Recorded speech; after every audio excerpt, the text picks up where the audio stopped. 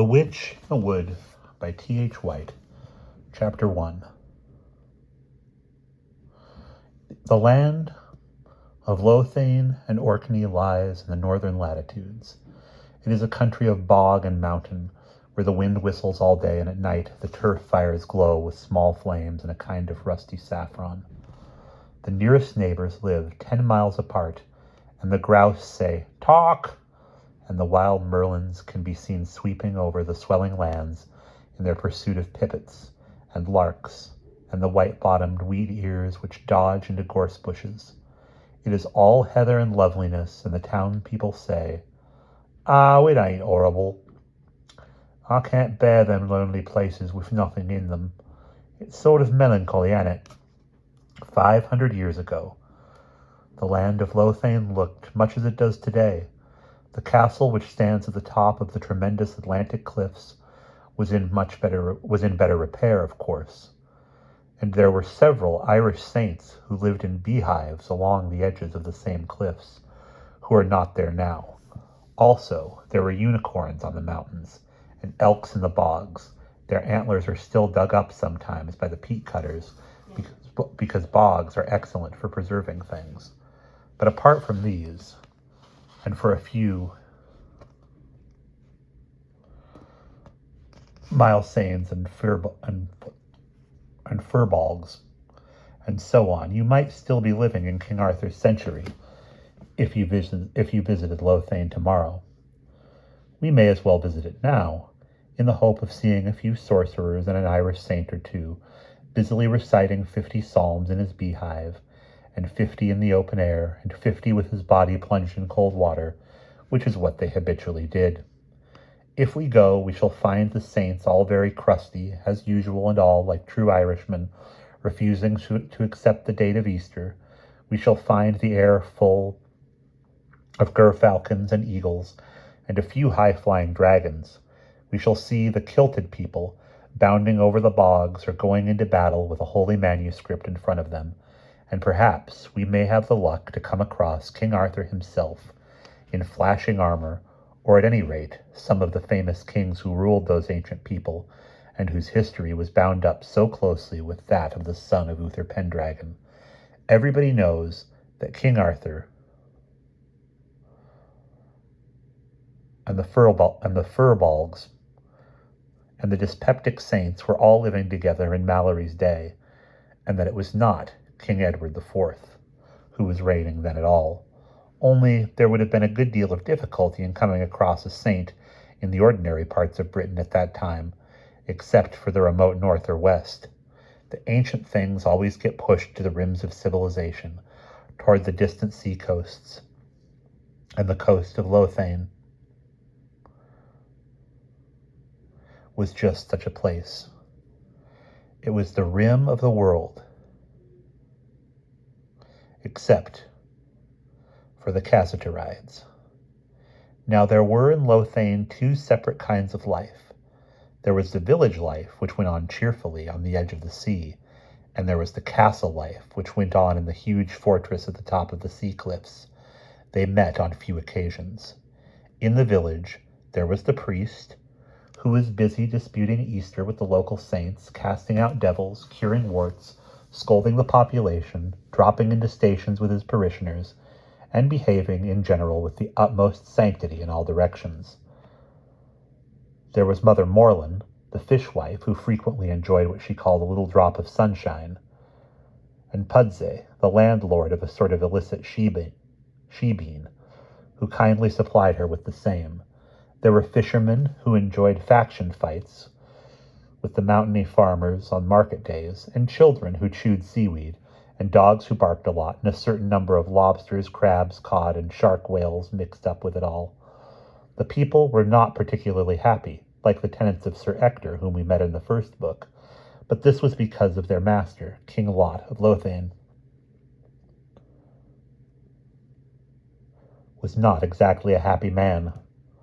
There was a sort of atmosphere in the castle under which they lived, which reflected on the peasants. It was the atmosphere which Hamlet was talking about when he said there was something rotten in the state of Denmark. In spite of this feeling, you must not suppose that the people of Lothane were miserable in those days, or anything like that. They shared with those other tenants of Sir Ector, whom we have just mentioned, one feeling which kept them foreign to the heartlessness of the castle, and which must make them absolutely incomprehensible to human beings today. They believed in God. Nobody is stupid enough to believe in God nowadays, or only in very outlandish places like Ireland or Rome, or else in a feeble, straining Protestant kind of way, like people at a performance of Peter Pan trying hard to believe in Tinker Bell. Lord, I believe, we say, help thou our unbelief. The fisher people of King Lot's village believed in God without any effort of this sort, and without having to be helped. They were of the opinion of St. James Jeans, who says that if a monkey were set down at a typewriter, he would eventually resurrect and write all the plays of Shakespeare given time enough to work through the other combinations of letters. And what is time in eternity?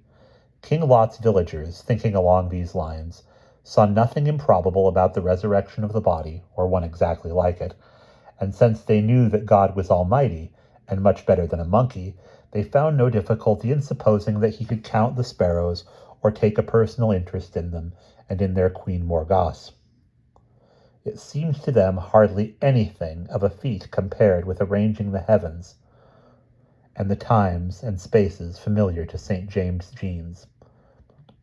The result of this dark superstition was that the people who lived in Lothian were always bringing God into the conversation.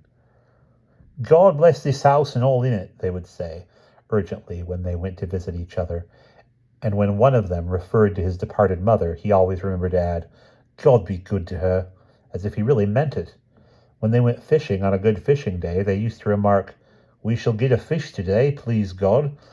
Another result of the people's laughable ignorance was that there was a kind of reality in the village, which was not to be met with in the castle.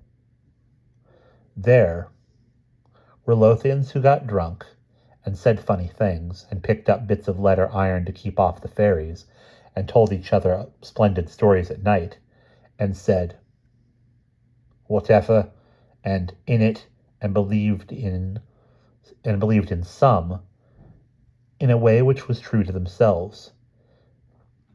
Taking it by and large, a person could have done worse than live in the village we are talking about. For one thing, it was delightful to see all the dragons and banshees and sorcerers and saints, who were all as busy as bees, pinching themselves and staying awake all night in spite of themselves, and writing illuminated manuscripts with the most charming serpents in the margins. So much for the real people who lived in Lothian then. But there were some upper classes as well. The king of the grimly castle which looked down upon them was Lot, and it is with him and with his wife, Queen Morgause, and their 4 children, Gawain, Agravain, Gareth, and Gareth, that the second volume is intended to be concerned.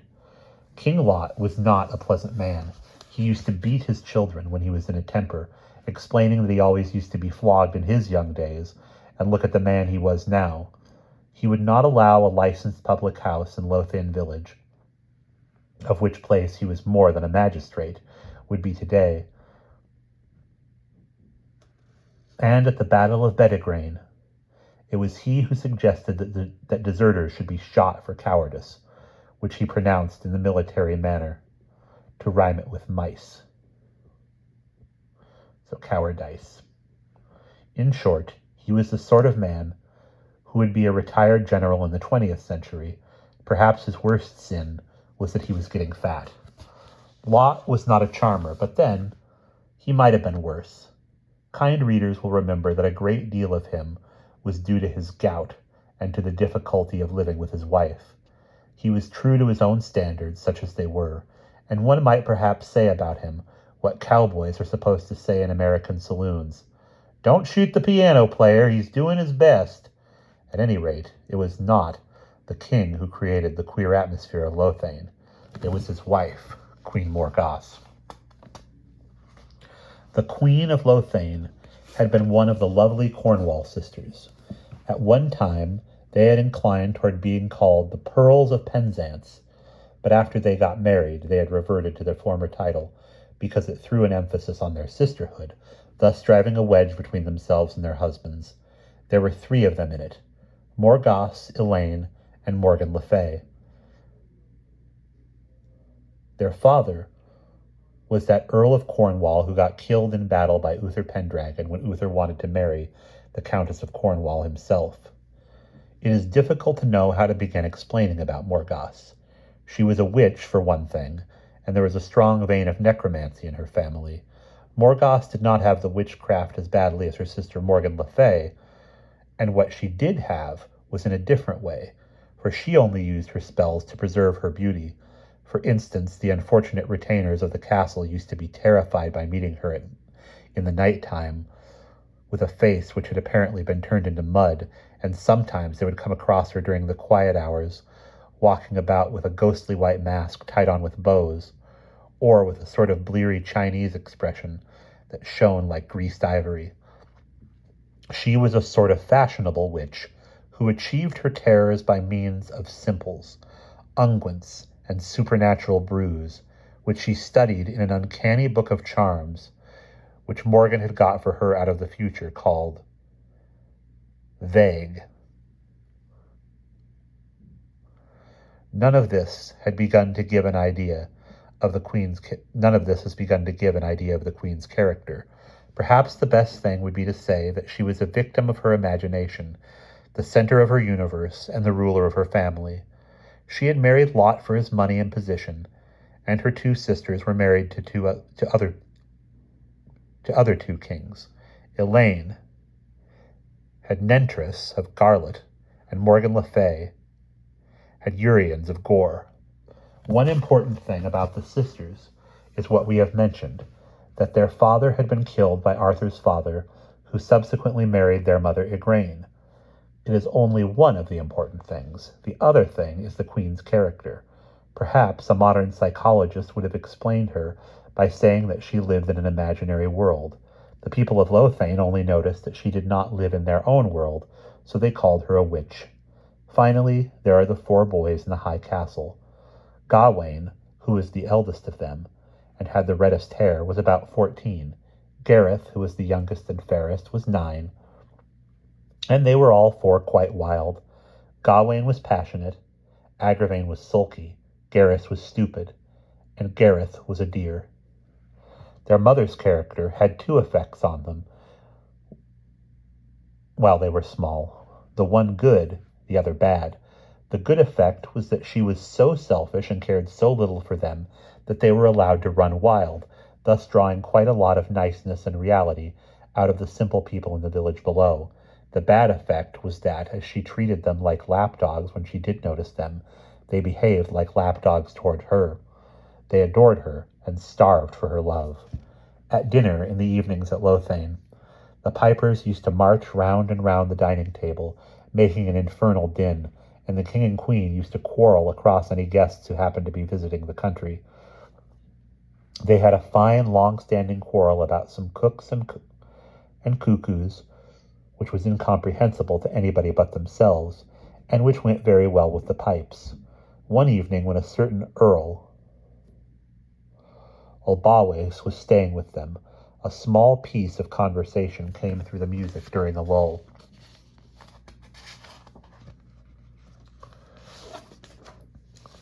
What's the latest news about this fellow Arthur?"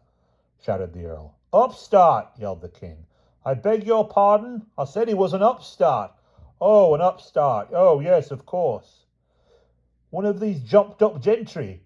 But I thought," squealed the Earl, thinking about it, "that because he pulled the sword out of the stone, he had to be the son of Uther Pendragon. Who was his mother, then? Well, if you put it like that—" And the king proceeded to explain to his guest at the top of his voice that he and 5 other kings had revolted against Arthur because of their doubts.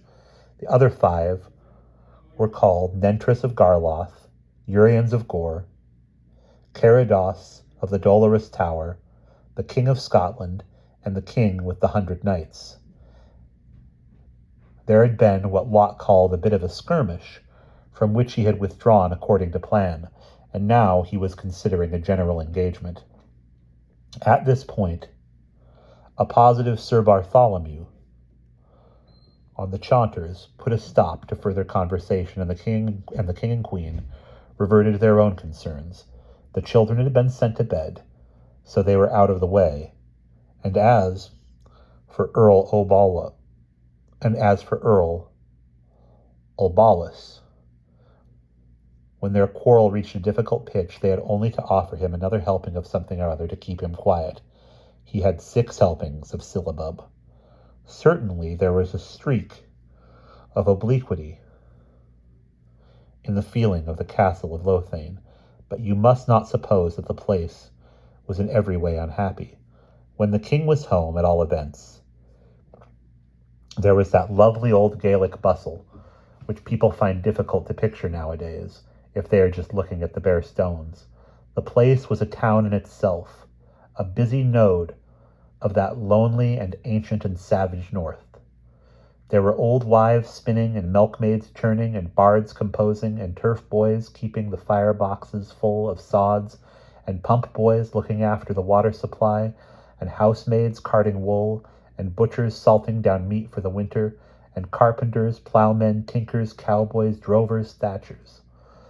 The lanterns swung to and fro across the courtyards before the darkling dawns, and under the wild northern lights. Nothing can ever be entirely wrong in the land of the Gaul, or in the land of the Gael. And, as the poet Adohagan O'Rathhael has put it, there were companies coming to the famous mansion without sorrow, companies falling down with feverish pulse, companies inebriate without offense to their neighbors, companies of pride discoursing uproariously, a fragrant odor issuing in strength from the tender breath of the trumpeting band, swift, continuous currents from the nostrils of the nobles who were wont to hold the battlefield, airs being played harmoniously on harps, the wise and learned reading histories in which an account was faultlessly given of the clergy and of each great family that arose in Europe. Meat on spits and wild fowl from the ocean, music and song and drinking bouts, delicious roast meat and spotless honey, hounds and dogs and baying. King Lot lived by the sword and held the power of life and death over all this grandeur. He had an old rusty reaping hook, which was the laird's badge of office. There was something holy or horrible about it. He had only to lend it to a stranger, even to an Englishman or a Paynim, for that man to be inviolable, so long as he carried it through ancient Lothane. That was the sort of place it was. And that's the end of chapter 1.